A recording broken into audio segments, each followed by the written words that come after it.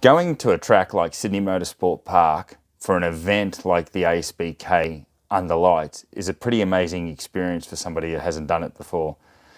And for Tim Large, you know, the step up this year to ASBK Superbike is an absolute massive one. One that, you know, talk about jumping in the deep end, it's huge. And it's not just Tim. We've still got a very, very young team. We've got some extremely talented kids on the tools, some great people in the team. But at this level, this is an eye-opener and a new experience for them. So as a team, as a collective, going to do this event with Tim in the main Superbike class, wow. It's challenging, but it's also an awesome experience. Learning to ride a new track like this, such a technical track, with no prior testing, no exposure to the track beforehand, then learning and experiencing to ride under lights for the first time in a field like this, yeah, that sure is a challenge.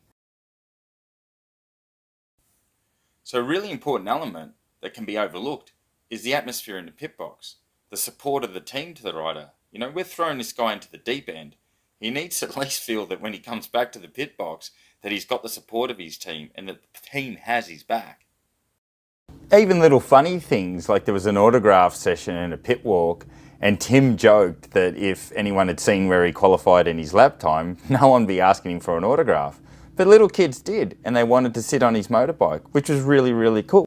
So as you grit up for that first race, yeah, sure, the challenge that we have ahead of us is massive and not one we're going to accomplish in a short period of time. It's going to take a long time, and we're out of our depth. But we also have to recognise how far this guy has come from being a customer at a track day to wrapping up a couple of VRRC championships with us to taking this step to Australian Superbike. And if all that wasn't enough, for race 2, under lights, on the grid with slick tyres, it starts drizzling. Drizzle gets heavier, and to the point that even the most experienced riders in that field would have had some fear. Very difficult circumstances.